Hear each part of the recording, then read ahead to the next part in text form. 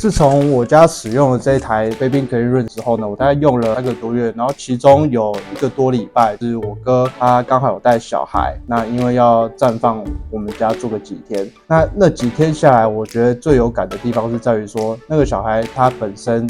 有一点过敏的体质，然后他在客厅玩的时候都会不断的打喷嚏，这个频率还不算低。但是自从我把他带进我房间，然后在房间跟我互动、跟我玩的时候，他发现在这段时间内他都没有这个打喷嚏的情形产生了。这也让我知道 Baby Clean Room 是真的可以保护我们的家人。If you want to know more, please like, subscribe, and turn on the notification bell.